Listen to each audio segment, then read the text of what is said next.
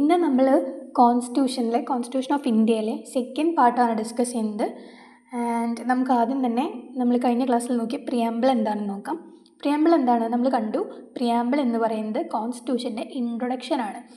And it declares India as sovereign. എന്തൊക്കെയാണ് നമ്മൾ പറഞ്ഞത്? Sovereign, socialist, secular, democratic, republic. Okay, അതുപോലെ തന്നെ ജസ്റ്റിസ് ഉണ്ട്, ലിബർട്ടി ഉണ്ട്, ഈക്വാലിറ്റി ഉണ്ട്, ഫ്രെറ്റേണിറ്റി. ഇതൊക്കെയാണ് നമ്മുടെ ഗോൾസ്. ഓക്കെ, ആൻഡ് ഇതിൻ്റെ എക്സാമ്പിൾ നോക്കുക. ഒരു എക്സാമ്പിൾ പോലെ പറയുകയാണെങ്കിൽ ഫ്രെറ്റേണിറ്റി എന്താണ്? Fraternity means treating everyone like a brother or sister. Treating everyone like a brother or sister. So discrimination ചെയ്യരുതെന്നാണ് പറയുന്നത്. ഓക്കെ, ഇനി എന്താണ്? ഇനി നമുക്ക് സാലിയൻ ഫീച്ചേഴ്സ് നോക്കാം. കോൺസ്റ്റിറ്റ്യൂഷൻ്റെ ഇമ്പോർട്ടൻ്റ് ആയിട്ടുള്ള ഫീച്ചേഴ്സ് നമ്മൾ കണ്ടു, കഴിഞ്ഞ ക്ലാസ്സിൽ കണ്ടു. എന്തൊക്കെയാണ് സാലിയൻ ഫീച്ചേഴ്സ്? കുറച്ച് സാലിയൻ ഫീച്ചേഴ്സ് നമ്മൾ കണ്ടു അല്ലേ? എന്തൊക്കെയാണ്? Lengthiest written constitution in the world, and flexible and rigid ആയിട്ടുള്ള ഒരു മിക്സാണ്. പിന്നെ federal system with a strong centre, പിന്നെ പാർലമെൻ്ററി ഡെമോക്രസി ഉണ്ട്, അതുപോലെ ഫണ്ടമെൻ്റൽ റൈറ്റ്സ് ആൻഡ് ഡ്യൂട്ടീസ് ഉണ്ട്, directive principles of state policy ഉണ്ട്. അതുപോലെ തന്നെ U S A constitution has only 7 articles. അതായത് USA കോൺസ്റ്റിറ്റ്യൂഷനിൽ 7 ആർട്ടിക്കിൾസ് മാത്രമേ ഉള്ളൂ. ബട്ട് നമ്മുടെ കോൺസ്റ്റിറ്റ്യൂഷനിൽ എത്രയുണ്ട്? അറൗണ്ട് 470+ ആർട്ടിക്കിൾസ് ഉണ്ട് ഇന്ത്യൻ കോൺസ്റ്റിറ്റ്യൂഷനിൽ. ഓക്കെ, അപ്പോൾ അതൊക്കെയാണ് നമ്മുടെ salient features of the constitution. ഇനി നമ്മൾ നെക്സ്റ്റ് നോക്കുന്നത് ഫണ്ടമെൻ്റൽ റൈറ്റ്സ് ആണ്. ഫണ്ടമെൻ്റൽ റൈറ്റ്സ് എന്തൊക്കെയാണ്? നമ്മൾ പഠിച്ചു. നമുക്ക് എല്ലാ സിറ്റിസൺസ് ഓഫ് ഇന്ത്യക്കും ഫണ്ടമെൻ്റൽ റൈറ്റ്സ് ആൻഡ് ഡ്യൂട്ടീസ് ഉണ്ട്. അപ്പോൾ നമുക്ക് നമ്മുടെ ഫണ്ടമെൻ്റൽ റൈറ്റ്സ് എന്താണെന്ന് നോക്കാം. അത് പറയുന്നത് പാർട്ട് 3 ഓഫ് ദ കോൺസ്റ്റിറ്റ്യൂഷനിലാണ്. അതായത് ആർട്ടിക്കിൾ 12 to 35 ആണ് ഫണ്ടമെൻ്റൽ റൈറ്റ്സ് പറയുന്നത്. Indian constitution guarantees certain basic rights to all citizens. അതായത് സെർട്ടൈൻ ബേസിക് റൈറ്റ്സ് ഇന്ത്യയിലെ എല്ലാ സിറ്റിസൺസിനും കോൺസ്റ്റിറ്റ്യൂഷൻ ഗ്യാരണ്ടി ചെയ്യുന്നുണ്ട്. ഇതൊക്കെ എൻഫോഴ്സിബിൾ ആയിട്ടുള്ള റൈറ്റ്സ് ആണ്. ദാറ്റ് മീൻസ് കോർട്ടിൽ കേസ് ഫയൽ ചെയ്യാൻ പറ്റുന്ന കേസസ് ആണ്. നമ്മുടെ റൈറ്റ്സ് വയലേറ്റ് ചെയ്ത് കഴിഞ്ഞാൽ നമുക്ക് അതിൻ്റെ പേരിൽ കോർട്ടിൽ കേസ് ഫയൽ ചെയ്യാനായിട്ട് പറ്റും. സോ നമുക്ക് എന്തൊക്കെയാണ് നമ്മുടെ ഫണ്ടമെൻ്റൽ റൈറ്റ്സ് എന്ന് നോക്കാം. റൈറ്റ് ടു ഈക്വാലിറ്റി, അതാണ് ഫസ്റ്റത്തെ നമ്മൾ നോക്കുന്നത്. Right to equality article 14 to 18 ആണത് പറയുന്നത്. All are equal before law. All are equal before law ആണ് ആർട്ടിക്കിൾ 14 പറയുന്നത്. No discrimination based on caste, religion, sex. അതാണ് ആർട്ടിക്കിൾ 15 പറയുന്നത്. അപ്പോൾ ആർട്ടിക്കിൾ 14 എന്താ പറയുന്നത്? All are equal before the law. നിയമത്തിന് മുന്നിൽ എല്ലാവരും ഈക്വൽ ആണെന്നാണ് ആർട്ടിക്കിൾ 14 പറയുന്നത്. All are equal before law. No discrimination based on caste, religion, sex.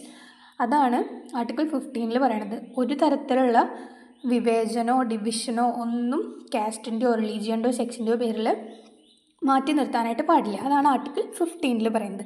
ഇനി next equal opportunity in government jobs. അതായത് ഗവൺമെൻറ് ജോബ്സിൽ ഈക്വൽ ഓപ്പർച്യൂണിറ്റി കൊടുക്കണം എന്നുള്ളൊരു റൈറ്റ് പറയുന്നതാണ് ആർട്ടിക്കിൾ 16. ആർട്ടിക്കിൾ 16 എന്താ പറയുന്നത്? Equal opportunity in government jobs.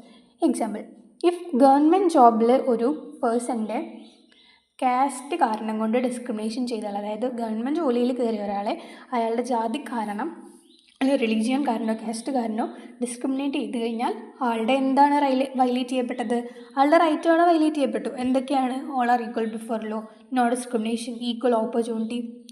അതുകൊണ്ട് അയാളുടെ റൈറ്റ് വയലേറ്റ് ചെയ്യപ്പെട്ടു. ഓക്കെ, അപ്പോൾ നമുക്ക് സിമ്പിളായിട്ട് മനസ്സിലായില്ലേ? ഇനി നെക്സ്റ്റ് എന്താണ്? റൈറ്റ് ടു ഫ്രീഡം ആണ്. റൈറ്റ് ടു ഫ്രീഡം പറയുന്നത് ആർട്ടിക്കിൾ 19 to 22 ആണ്. Speech, movement, profession, peaceful assembly, അതൊക്കെയാണ് ഇതിൽ പറയുന്നത്.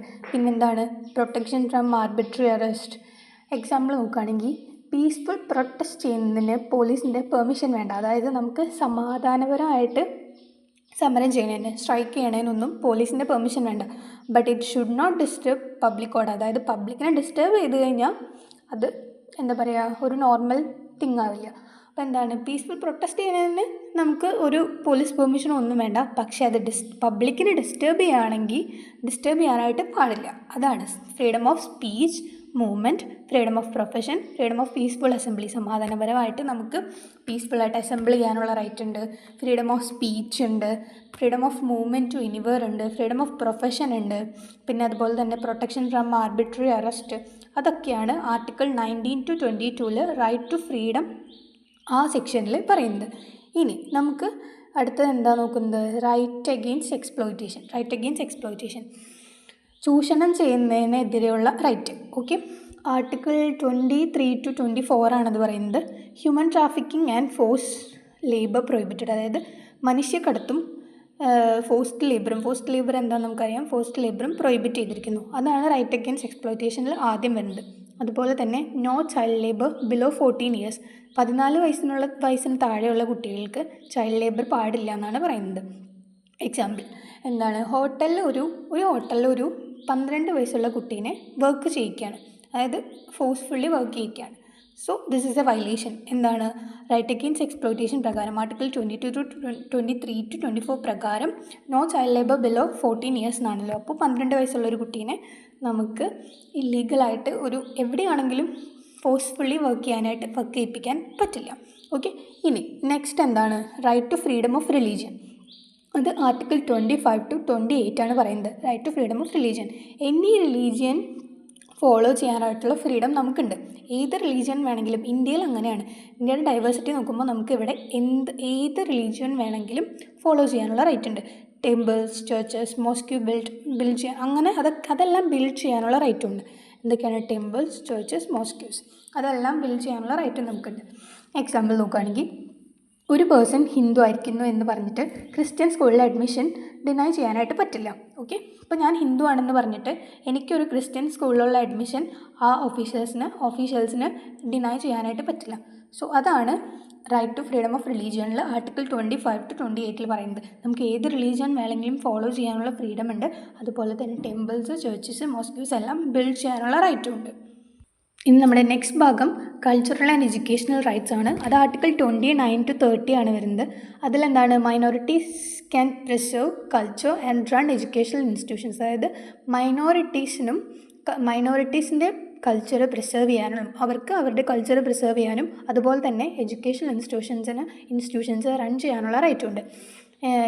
സിമ്പിളായിട്ടുള്ള എക്സാമ്പിൾ പറയുകയാണെങ്കിൽ, ഇപ്പോൾ എന്താണ്, സ്കൂൾസിൽ മലയാളം ലാംഗ്വേജസിന് പ്രൊട്ടക്ഷൻ കിട്ടണ പോലെ തന്നെ, അതായത് ഇപ്പോൾ നമ്മുടെ എഡ്യൂക്കേഷൻ്റെ ഭാഗമാണ് നമ്മൾ ഇംഗ്ലീഷിലാണ് കൂടുതൽ ഫോക്കസ് ചെയ്യേണ്ടതെന്ന് പറഞ്ഞിട്ട് മലയാളം എടുത്ത് കളഞ്ഞിട്ടില്ലല്ലോ.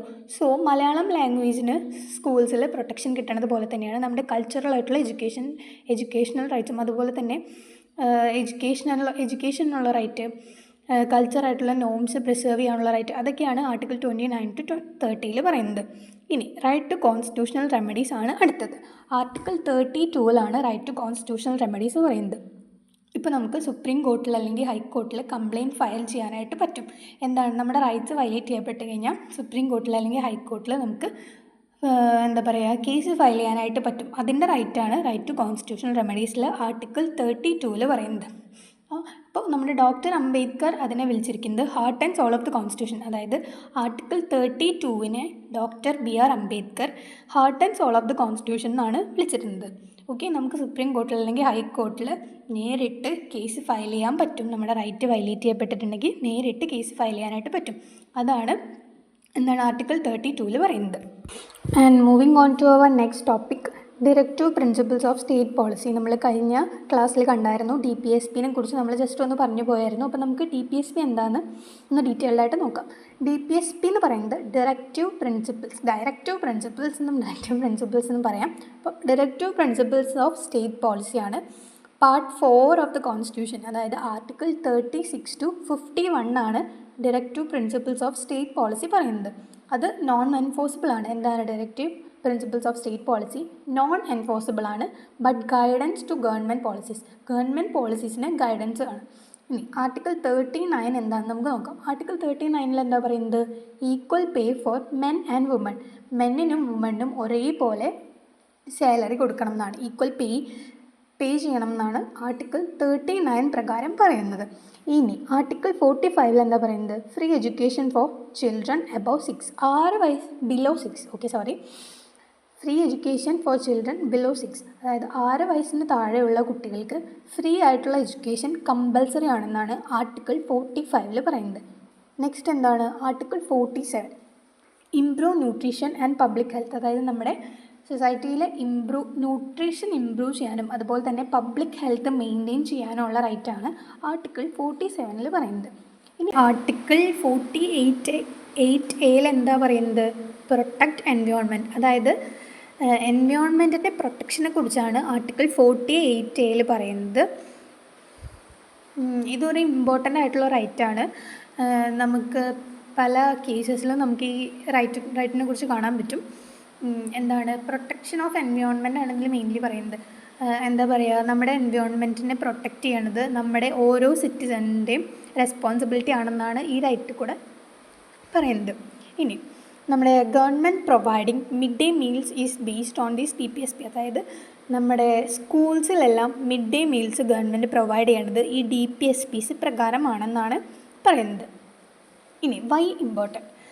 Fundamental rights are individual focused but DPSPs are society focused. ഇത് നമ്മുടെ പോളിസി ഡിസിഷൻസിന് ബാക്ക് ബോൺ ആണ്. ഫണ്ടമെൻ്റൽ റൈറ്റ്സ് എന്താണ്? ഇൻഡിവിജ്വൽസിനെ, സിറ്റിസൺസിനെ ഫോക്കസ് ചെയ്തിട്ടാണ് ഫണ്ടമെൻ്റൽ റൈറ്റ്സ് ഉള്ളത്. പക്ഷേ DPSPs സൊസൈറ്റീനെ ഫോക്കസ് ചെയ്തിട്ടാണ്, അതായത് സൊസൈറ്റി ഡെവലപ്മെൻറ്റിനെ ബേസ് ചെയ്തിട്ടാണ്, അതിനെ ഫോക്കസ് ചെയ്തിട്ടാണ് DPS, directive principles of state policy ഉള്ളത്. എന്താണ് നമ്മൾ ഡിറക്റ്റീവ് പ്രിൻസിപ്പിൾസ് ഓഫ് സ്റ്റേറ്റ് പോളിസിയിൽ കണ്ടു, എന്താണ് ഈക്വൽ പേ ഫോർ ഒരു പെർട്ടിക്കുലർ പേഴ്സണിനെ, ഒരു സിറ്റിസണിനെയോ ബേസ് ചെയ്ത് മാത്രമല്ല, ഒരു സൊസൈറ്റീനെ ബേസ് ചെയ്തിട്ടാണ് പറയുന്നത് equal pay for men and women, free education for children below 6, പിന്നെ എന്താണ് improve nutrition and public health, പിന്നെ എൻവയോൺമെൻറ്റൽ പ്രൊട്ടക്ഷൻ. ഇതെല്ലാമാണ് ഡയറക്റ്റീവ് പ്രിൻസിപ്പിൾസ് ഓഫ് സ്റ്റേറ്റ് പോളിസിയിൽ മെയിൻലി പറയുന്നത്. അപ്പോൾ അത് സൊസൈറ്റി ഫോക്കസ്ഡ് ആണ്. അപ്പോൾ ഇത് നമ്മുടെ പോളിസി ഡിസിഷൻസിൻ്റെ ബാക്ക് ബോൺ ആണെന്നാണ് പറയുന്നത്. ഇനി നമുക്ക് നെക്സ്റ്റ് നോക്കാൻ പോകുന്നത് ഫണ്ടമെൻ്റൽ ഡ്യൂട്ടീസ് എന്തൊക്കെയാണെന്നാണ്. ഫണ്ടമെൻ്റൽ ഡ്യൂട്ടീസ് എന്തൊക്കെയാണ്?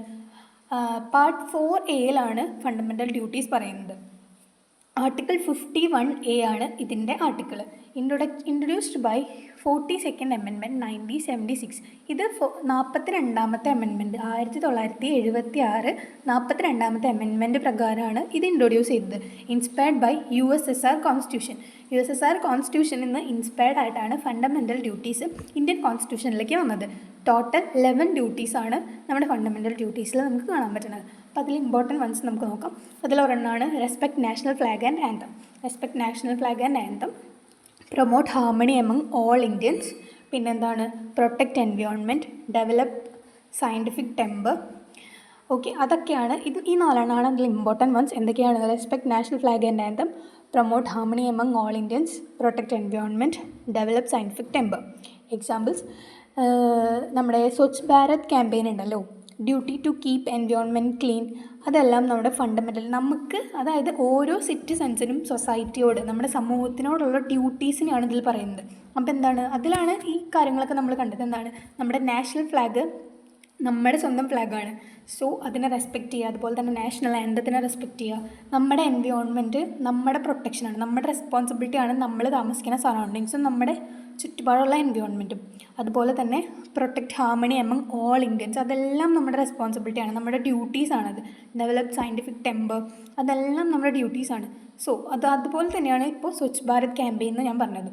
Duty to keep environment clean, അതായത് നമ്മുടെ എൻവയോൺമെൻറ്റ് ക്ലീൻ ചെയ്യാൻ വേണ്ടിയിട്ട്, ക്ലീനായിട്ട് കീപ്പ് ചെയ്യാൻ വേണ്ടിയിട്ടുള്ളൊരു മിഷനാണ് സ്വച്ഛ് ഭാരത് ക്യാമ്പയിൻ. അതാണ് ഇതിൻ്റെ example. Okay, though not enforceable, ഇത് നമ്മുടെ മോറൽ റെസ്പോൺസിബിലിറ്റിയാണ്. ഓക്കെ, അതായത് ഇപ്പോൾ സ്ട്രിക്ട്ലി കമ്പൽസറി ആയിട്ട് എവിടെയും പറയുന്നില്ലെങ്കിലും ഇത് നമ്മുടെ മോറലായിട്ട് നമ്മൾ ചെയ്യേണ്ട ഒരു റെസ്പോൺസിബിലിറ്റിയാണ്, നമ്മുടെ ഫണ്ടമെൻ്റൽ ഡ്യൂട്ടീസ് ടുവേർഡ്സ് ഇന്ത്യ അല്ലെങ്കിൽ നമ്മുടെ നേഷൻ.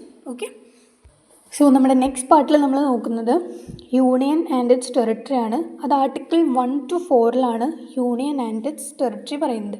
എന്താണ് ആർട്ടിക്കിൾ 1 പറയണത്? എന്താ? India is a union of states. India എന്ന് പറയുന്നത് ഒരു യൂണിയൻ ഓഫ് സ്റ്റേറ്റ്സ് ആണെന്നാണ് ആർട്ടിക്കിൾ 1 പറയുന്നത്. അപ്പോൾ എന്താണ്? Parliament can form new states. പാർലമെൻറ്റിന് പുതിയ സ്റ്റേറ്റുകൾ ഫോം ചെയ്യാനുള്ള റൈറ്റ് ഉണ്ട്. അത് ആർട്ടിക്കിൾ 3 പറയുന്നത്. ആർട്ടിക്കിൾ 3 പ്രകാരം parliament can form new States, അതാണ് അതിൽ പറയുന്നത്. ഇപ്പോൾ നമ്മുടെ തെലങ്കാന ഫോം ചെയ്തു 2014 തെലങ്കാന ഫോം ചെയ്തു ബൈ ബിഫിക്കേറ്റിംഗ് ആന്ധ്രാപ്രദേശ്. ആന്ധ്രാപ്രദേശിനെ ബിഫിക്കേറ്റ് ചെയ്തിട്ടാണ് തെലങ്കാന 2014 ഫോം ചെയ്തത്. അത് ആർട്ടിക്കിൾ 3 പ്രകാരമാണ്. അതായത് പാർലമെൻറ്റിന് പുതിയ സ്റ്റേറ്റുകൾ ഫോം ചെയ്യാനുള്ള റൈറ്റ് ആർട്ടിക്കിൾ 3 പ്രകാരം കോൺസ്റ്റിറ്റ്യൂഷനിലുണ്ട്. അതുപോലെ തന്നെ India is a union of state എന്ന് ആർട്ടിക്കിൾ 1 പറയുന്നു.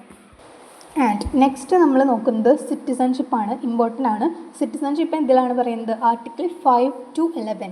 5 to 11 ആർട്ടിക്കിൾ 5 to 11 സിറ്റിസൺഷിപ്പ് പറയുന്നത്. എന്താണ് അതിൽ എക്സ്പ്ലെയിൻ ചെയ്യുന്നത് നമ്മുടെ സിറ്റിസൺഷിപ്പ് ആക്റ്റ് ആണ്. അതായത് ആർക്കൊക്കെയാണ് ഇന്ത്യയിൽ സിറ്റിസൺ എടുക്കാൻ പറ്റുന്നത് അതെല്ലാം പറയുന്നത് സിറ്റിസൺഷിപ്പ് ആക്റ്റിലാണ്. സിറ്റിസൺഷിപ്പ് ആക്ട് 1955 അത് പറയുന്നത്. അപ്പോൾ എങ്ങനെയാണ് citizenship by birth, descent, registration, naturalisation അതൊക്കെയാണ് ഇത് പറയുന്നത്. അതേപോലെ തന്നെ loss of citizenship by renunciation, termination, deprivation. അപ്പോൾ എന്താ പറയുക, ഒരാൾ ഇന്ത്യയിൽ ബോൺ 1986 ഒരാൾ ഇന്ത്യയിൽ ജനിച്ചു. പക്ഷെ അപ്പോൾ അതുകൊണ്ട് തന്നെ അയാൾ സിറ്റിസൺഷിപ്പ് ബൈ ബർത്താണ്. അതായത് നമുക്ക് സിറ്റിസൺഷിപ്പ് അക്വയർ ചെയ്യാൻ പറ്റണ ഫോർമാലിറ്റീസും പ്രൊസീജിയേഴ്സും അതുപോലെ തന്നെ ഇൻ കേസ് നമുക്ക് സിറ്റിസൺഷിപ്പ് നഷ്ടപ്പെട്ടാലുള്ള കാര്യങ്ങളൊക്കെയാണ് ആർട്ടിക്കിൾ 5 to 11 സിറ്റിസൺഷിപ്പ് കൂടെ പറയുന്നത്. അപ്പോൾ എന്താണ്, ഇപ്പോൾ ഞാൻ പറഞ്ഞ പോലെ 1986 ഇന്ത്യയിൽ ജനിച്ച ഒരാൾ, അപ്പോൾ അയാൾ സിറ്റിസൺ ബൈ ബർത്താണ്. ആൻഡ് നെക്സ്റ്റ് നമ്മൾ നോക്കുന്നത് യൂണിയൻ ഗവൺമെൻറ് സ്ട്രക്ചറാണ്. യൂണിയൻ ഗവൺമെൻറ് സ്ട്രക്ചറിൽ പറയുന്നത് പ്രസിഡൻറ്റ് ആരാണ്? പ്രസിഡൻറ്റിനെ നോമിനൽ ഹെഡാണെന്നാണ് പറഞ്ഞത്. നമ്മൾ കഴിഞ്ഞ ക്ലാസ്സിൽ കേട്ടു. പ്രസിഡൻ്റ് ആരാണ്? Nominal head. ഇലക്റ്റഡ് എങ്ങനെയാണ്? ഇലക്റ്റഡ് ഇൻഡയറക്ട്ലി ആണ് ഇലക്ട് ചെയ്യുക. 5 year ആണ് പ്രസിഡൻറ്റിൻ്റെ term. Executive powers exercised in the name of president. അതായത് എക്സിക്യൂട്ടീവ് പവേഴ്സ് എക്സൈസ് ചെയ്യുന്നത് പ്രസിഡൻറ്റിൻ്റെ നെയിമിലാണ്. Nominal ഹെഡാണ് president. അതുപോലെ തന്നെ ഇലക്ഷൻ ഇൻഡയറക്റ്റ്ലി ആണ്. 5 വർഷമാണ് ടേം. ഇനി പാർലമെൻറ്റ് നോക്കാം. പാർലമെൻറ്റിൽ ബൈക്യാമറൽ ആയിട്ടുള്ള ലെജിസ്ലേഷനാണ്. ലോക്സഭയാണ് പീപ്പിൾസ് ഹൗസ്. അതിൽ parliament consist of Lok Sabha and രാജ്യസഭയാണ്. അതുപോലെ തന്നെ president. Parliament consist of Lok Sabha, Rajya Sabha and president. Okay and അതിൽ പറയുന്നത് ലോക്സഭ പീപ്പിൾസ് ഹൗസ് എന്നാണ് പറയുന്നത്. ലോക്സഭ പീപ്പിൾസ് ഹൗസാണ്. അതിൽ 545 മെമ്പേഴ്സ് ഉണ്ടാവും. ഇനി രാജ്യസഭയിൽ നോക്കുകയാണെങ്കിൽ രാജ്യസഭ എന്ന് പറയുന്നത് കൗൺസിൽ ഓഫ് സ്റ്റേറ്റ് ആണ്. രാജ്യസഭേനെ കൗൺസിൽ ഓഫ് സ്റ്റേറ്റ്സ് എന്നും ലോക്സഭേനെ പീപ്പിൾസ് ഹൗസസ് എന്നാണ് പറയുക. ലോക്സഭയിൽ 545 മെമ്പേഴ്സ് ആയിരിക്കും ഉണ്ടാകുക. രാജ്യസഭയിൽ 250 മെമ്പേഴ്സ് ആയിരിക്കും ഉണ്ടാവുക. ഇനി council of ministers headed by PM അതായത് നമ്മുടെ പ്രൈം മിനിസ്റ്ററിൻ്റെ ഹെഡിൻ്റെ കീഴിൽ വരുന്ന കൗൺസിൽ ഓഫ് മിനിസ്റ്റേഴ്സാണ് നോക്കുന്നത്. റിയൽ എക്സിക്യൂട്ടീവ് ആയിരിക്കും അത്. റെസ്പോൺസിബിൾ ടു ലോക്സഭ അതായത് കൗൺസിൽ ഓഫ് മിനിസ്റ്റേഴ്സിനെ ഹെഡ് ചെയ്യണത് നമ്മുടെ പ്രൈം മിനിസ്റ്ററാണ്. അവരായിരിക്കും റിയൽ എക്സിക്യൂട്ടീവ് പവേഴ്സ് ഉണ്ടാവുക. ആൻഡ് അതുപോലെ തന്നെ റെസ്പോൺസിബിൾ ടു ലോക്സഭയാണ്. ഇനി അതിൻ്റെ എക്സാമ്പിൾ പറയുകയാണെങ്കിൽ നമ്മുടെ ലോ മേക്കിംഗ് പ്രോസസ്സസ് ഒക്കെ ഉണ്ടല്ലോ. അതുപോലെ തന്നെ bill passes on the both houses. 2 ഹൗസിലും ബില്ല് പാസ് ചെയ്തിട്ട് ലോ മേക്കിംഗ് പ്രോസസ്സ് തന്നെയാണ് അതിൻ്റെ ഏറ്റവും വലിയ എക്സാമ്പിൾ എന്ന് പറയുന്നത്. അപ്പോൾ bill passes in the both houses. 2 ഹൗസസിലും ബില്ല് പാസ് ചെയ്തിട്ട് പ്രസിഡൻറ്റ് അത് സൈൻ ചെയ്യും. സോ അതൊരു ലോ ആയിട്ട് വരും. അങ്ങനെയാണ് അതിൻ്റെ പ്രൊസീജിയർ. ഓക്കെ, ഇനി നമ്മൾ നെക്സ്റ്റ് നോക്കുന്നത് ജുഡീഷ്യറി ആണ്. ജുഡീഷ്യറി എന്താണ്? ഗാർഡിയൻ ഓഫ് ദ കോൺസ്റ്റിറ്റ്യൂഷൻ എന്നാണ് ജുഡീഷ്യറി അറിയപ്പെടുന്നത്. സോ സുപ്രീം കോർട്ടിൻ്റെ ആർട്ടിക്കിൾ എന്താണ്? സുപ്രീം കോർട്ടിനെ പറയുന്നത് ആർട്ടിക്കിൾ 124 to 147 ആണ്. അതിലെന്തായിരിക്കും കൺസിസ്റ്റ് ചെയ്യുന്നുണ്ടാവുക? Chief justice and other judges ആയിരിക്കും. ആൻഡ് ജുഡീഷ്യറി എന്താണ് ചെയ്യുക? ജുഡീഷ്യറി പ്രൊട്ടക്ട്സ് അവർ ഫണ്ടമെൻ്റൽ റൈറ്റ്സ്. പിന്നെന്താണ്? Interprets the constitution. അതുപോലെ തന്നെ ജുഡീഷ്യൽ റിവ്യൂ. അതിൽ ലാൻഡ്മാർക്ക് കേസസ് ആയിട്ട് വരുന്നത് ഏതൊക്കെയാണെന്ന് വെച്ചാൽ Kesavananda Bharati versus state of Kerala. അതായത് ജുഡീഷ്യൽ റിവ്യൂവിനെ ബേസ് ചെയ്തിട്ടുള്ള ലാൻഡ്മാർക്ക് ആയിട്ടുള്ള കേസാണ് നമ്മുടെ കോൺസ്റ്റിറ്റ്യൂഷൻ ഇൻ്റർപ്രറ്റ് ചെയ്യുന്നത് കേട്ടോ. Okay, Kesavananda Bharati versus state of കേരളയാണ് ഇമ്പോർട്ടൻ്റ് ആയിട്ടുള്ള കേസ്. നമുക്ക് നമ്മുടെ ലോയിൽ മെജോറിറ്റി നമുക്ക് കാണാൻ പറ്റുന്ന ഒരു കേസാണ് കേശവാനന്ദ ഭാരതി കേസ്. സോ അതിലെന്താ പറയുന്നത്? പാർലമെൻറ്റിന് നമ്മുടെ കോൺസ്റ്റിറ്റ്യൂഷൻ്റെ ബേസിക് സ്ട്രക്ചർ ഒരിക്കലും ഡിസ്ട്രോയ് ചെയ്യാൻ പറ്റില്ല എന്നാണ് ആ കേസിലൂടെ പറയുന്നത്. സോ നെക്സ്റ്റ് നമ്മുടെ ഫെഡറൽ സ്ട്രക്ചറിനെ കുറിച്ചാണ് പറയുന്നത്. അതിലാണ് ഡിവിഷൻ ഓഫ് പവേഴ്സ് വരുന്നത്.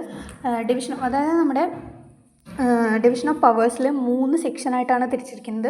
Union list, state list and concurrent list. Union ലിസ്റ്റിൽ പറയുന്നത് ഡിഫൻസ് അതുപോലെ തന്നെ ഫോറിൻ അഫെയേഴ്സ് ആണ് യൂണിയൻ ലിസ്റ്റിൽ. സ്റ്റേറ്റ് ലിസ്റ്റിൽ പോലീസ്, അഗ്രികൾച്ചർ ഒക്കെയാണ് പറയുന്നത്. കൺകറൻറ്റ് ലിസ്റ്റിൽ എഡ്യൂക്കേഷൻ, ഫോറസ്റ്റ് അതൊക്കെയാണ് കൺകറൻറ്റ് ലിസ്റ്റിൽ പറയുന്നത്. സോ നമ്മുടെ 3 ലിസ്റ്റുകൾ അതൊക്കെയാണ്: union list, state list and concurrent list. Union ലിസ്റ്റിൽ ഡിഫൻസ്, ഫോറിൻ അഫെയേഴ്സ്. സ്റ്റേറ്റ് ലിസ്റ്റിൽ പോലീസ്, അഗ്രികൾച്ചർ. കൺകറൻറ്റ് ലിസ്റ്റിൽ എഡ്യൂക്കേഷൻ അതുപോലെ തന്നെ ഫോറസ്റ്റ്. പിന്നെ education policies can be made by both state and central. അതായത് എഡ്യൂക്കേഷൻ പോളിസീസ് സ്റ്റേറ്റ് ലിസ്റ്റിലും അതുപോലെ തന്നെ സ്റ്റേറ്റിനും സെൻറ്ററിനും ഒരുപോലെ കൈകാര്യം ചെയ്യാമെന്നാണ് പറയുന്നത്. ആൻഡ് നമ്മൾ നെക്സ്റ്റ് നോക്കുന്നത് നമ്മുടെ എമർജൻസി പ്രൊവിഷൻസ് ആണ്. എമർജൻസി പ്രൊവിഷൻസ് ഇമ്പോർട്ടൻ്റ് ആണ്. നമ്മുടെ എമർജൻസി നമുക്ക് 3 ടൈപ്പായിട്ട് ഡിവൈഡ് ചെയ്തിട്ടുണ്ട്. നാഷണൽ എമർജൻസി, സ്റ്റേറ്റ് എമർജൻസി, അതുപോലെ തന്നെ ഫിനാൻഷ്യൽ എമർജൻസി. നാഷണൽ എമർജൻസി പറയുന്നത് ആർട്ടിക്കിൾ 352 നാഷണൽ എമർജൻസി പറയുന്നത്. നാഷണൽ എമർജൻസി ഡിക്ലെയർ ചെയ്യുക വാർ അല്ലെങ്കിൽ എക്സ്റ്റേണൽ അഗ്രഷൻ വരുമ്പോഴാണ്. അത്രയും പീക്കായിട്ട് ഡേഞ്ചറായിട്ടുള്ളൊരു സിറ്റുവേഷൻ വരുമ്പോൾ മാത്രമാണ് നാഷണൽ എമർജൻസി ഡിക്ലെയർ ചെയ്യുക. ആർട്ടിക്കിൾ 352 നാഷണൽ എമർജൻസി പറയുന്നത്. വാർ അല്ലെങ്കിൽ എക്സ്റ്റേണൽ അഗ്രഷൻ വന്നാൽ മാത്രമാണ് നാഷണൽ എമർജൻസി ഡിക്ലെയർ ചെയ്യുള്ളൂ. പിന്നെ സ്റ്റേറ്റ് എമർജൻസി പറയുന്നത് 356 അത് പ്രസിഡൻസ് റൂളായിരിക്കും. സ്റ്റേറ്റ് എമർജൻസിയിൽ പ്രസിഡൻ്റ് ആയിരിക്കും അപ്പോൾ നമ്മുടെ റൂളിംഗ് ഒക്കെ ചെയ്യുക, പ്രസിഡൻ്റ് ആയിരിക്കും അപ്പോൾ അഡ്മിനിസ്റ്റർ ചെയ്യുക. ആൻഡ് അതുപോലെ തന്നെ financial emergency article 360 financial emergency പറയുക. എക്കണോമിക് ഇൻസ്റ്റേബിലിറ്റി, എക്കണോമിക്കലി നമ്മൾ വീക്കാവുമ്പോൾ, ഇൻസ്റ്റേബിൾ ആകുമ്പോൾ മാത്രമാണ് ഫിനാൻഷ്യൽ എമർജൻസി ഡിക്ലെയർ ചെയ്യുക. ഇപ്പോൾ എക്സാമ്പിൾ പറയുകയാണെങ്കിൽ നമ്മുടെ ഒരു internal emergency Indira Gandhi 1975 internal emergency Indira Gandhi declare ചെയ്തിരുന്നു. സോ അതാണ് നമ്മുടെ എമർജൻസി പ്രൊവിഷൻസിൽ പറയാനുള്ളത്. ആൻഡ് മൂവിങ് ഓൺ ടു ആ ലാസ്റ്റ് പാർട്ട്, കോൺസ്റ്റിറ്റ്യൂഷണൽ അമെൻമെൻറ്റ്സ് ആണ് നമ്മൾ ലാസ്റ്റായിട്ട് പറയുന്നത്. ആർട്ടിക്കിൾ 368 കോൺസ്റ്റിറ്റ്യൂഷണൽ അമെൻമെൻറ്റ്സിനെ കുറിച്ച് പറയുന്നത്. അതിൽ സിമ്പിൾ മെജോറിറ്റിയിൽ പറയുകയാണെങ്കിൽ നെയിം ചേഞ്ച് ഓഫ് സ്റ്റേറ്റ്സ് ഉണ്ട്. പിന്നെ സ്പെഷ്യൽ മെജോറിറ്റിയിൽ മോസ്റ്റ് അമെൻമെൻറ്റ്സ് ആണുള്ളത്. Special majority plus state ratification for federal subjects examples ആണ്. ഈ അമെൻമെൻറ്റിൻ്റെ പ്രോസസ്സ് എന്ന് പറയുകയാണെങ്കിൽ കോൺസ്റ്റിറ്റ്യൂഷൻ ചേഞ്ച് ചെയ്യാനുള്ള റൂൾസാണ്. കോൺസ്റ്റിറ്റ്യൂഷൻ ചേഞ്ച് ചെയ്യണമെന്നുണ്ടെങ്കിൽ അതിന് ചില റൂൾസൊക്കെ ഉണ്ട്. Simple, special and special with state approval. അതായത് സിമ്പിളും സ്പെഷ്യലായിട്ട് സ്റ്റേറ്റ് അപ്രൂവലും കൂടെ ഉണ്ടെങ്കിലാണ് കോൺസ്റ്റിറ്റ്യൂഷനിലെ റൂൾസ് നമുക്ക് ചേഞ്ച് ചെയ്യാനായിട്ട് പറ്റുള്ളൂ. എക്സാമ്പിൾ പറയുകയാണെങ്കിൽ 42nd അമെൻമെൻറ്റിനെ നമ്മൾ മിനി കോൺസ്റ്റിറ്റ്യൂഷൻ എന്നാണ് വിളിക്കുക. അപ്പോൾ നമ്മുടെ മിനി കോൺസ്റ്റിറ്റ്യൂഷൻ അറിയപ്പെടുന്ന അമെൻമെൻറ്റ് ഏതാണ്? 42nd അമെൻമെൻറ്റ് ആണ്. ഇനി നമ്മൾ നോക്കുന്നത് റീസെൻറ്റ് ഡെവലപ്മെൻറ്റ്സ് ആണ്. അബ്രോഗേഷൻ ഓഫ് ആർട്ടിക്കിൾ 370 ആണ് പറയുന്നത്. അതിൽ ജമ്മു കാശ്മീരിൻ്റെ സ്പെഷ്യൽ സ്റ്റാറ്റസ് എൻഡ് ആയിട്ടുണ്ട്. ആൻഡ് അതുപോലെ തന്നെ 103rd അമെൻമെൻറ്റ് EWS റിസർവേഷൻ 10% ആയിട്ട് കൊടുത്തിട്ടുണ്ട്. ആൻഡ് വുമൺ റിസർവേഷൻ ബിൽ 2023 അതിൽ പറയുന്നത് 33% of seats for women in ലോക്സഭയിൽ 33% ഓഫ് വുമൻസിന് സീറ്റ്സ് കൊടുത്തിട്ടുണ്ട്. പിന്നെ ഇതൊക്കെ കോൺസ്റ്റിറ്റ്യൂഷൻ ചേഞ്ചിങ് വിത്ത് ടൈം എന്നത് കാണിക്കുന്നു. Okay, and by these we are concluding. So നമ്മുടെ constitution is a living document. Constitution ഒരു ലിവിങ് ഡോക്യുമെൻ്റ് ആണ്. ഇറ്റ് ഗീവ്സ് റൈറ്റ്സ്, അതുപോലെ തന്നെ ഡ്യൂട്ടീസ് ആൻഡ് ഗവൺമെൻറ് സ്ട്രക്ചർ. നമുക്ക് എന്തായാലും അവെയർനെസ് വേണം, ബിക്കോസ് കോൺസ്റ്റിറ്റ്യൂഷൻ പ്രൊട്ടക്ട്സ് us. നമ്മൾ പറഞ്ഞു കോൺസ്റ്റിറ്റ്യൂഷൻ ഒരു ലിവിങ് ഡോക്യുമെൻ്റ് ആണെന്ന്. And it's not just a legal text, വെറും ഒരു ലീഗൽ ടെക്സ്റ്റ് മാത്രമല്ല, ബട്ട് നമ്മുടെ ഐഡൻറ്റിറ്റി കൂടിയാണ്. അതുപോലെ തന്നെ അത് എൻഷുർ ചെയ്യണത് എന്തൊക്കെയാണ്? Justice, liberty, equality and fraternity. അതുപോലെ തന്നെ ഗവൺമെൻറ് അക്കൗണ്ടബിലിറ്റി അത് ഉറപ്പുവരുത്തുന്നുണ്ട്. പിന്നെ പ്രൊട്ടക്ഷൻ ഫ്രം പീപ്പിൾസ് റൈറ്റ്, നമ്മുടെ പീപ്പിൾസിൻ്റെ റൈറ്റ്, നമ്മുടെ സിറ്റിസൺസിൻ്റെ റൈറ്റ് പ്രൊട്ടക്റ്റ് ചെയ്യുന്നുണ്ട്. യൂണിറ്റി ആൻഡ് ഡൈവേഴ്സിറ്റി, നമ്മുടെ ഇന്ത്യ ഒരു ഡൈവേഴ്സ് ആയിട്ടുള്ള നേഷനാണെന്ന് നമ്മൾ കണ്ടു. അപ്പോൾ അതുപോലെ തന്നെ യൂണിറ്റി ആൻഡ് ഡൈവേഴ്സിറ്റി എൻഷുർ ചെയ്യുന്നുണ്ട്. And we are about to conclude. So thank you. Clear ആയിട്ടുണ്ടെന്ന് എല്ലാം, ഇതുവരെ എടുത്ത ക്ലാസ് എല്ലാം ക്ലിയർ ആയിട്ടുണ്ടെന്ന് വിചാരിക്കുന്നു. Okay, bye from Magna ജൂറിസ്.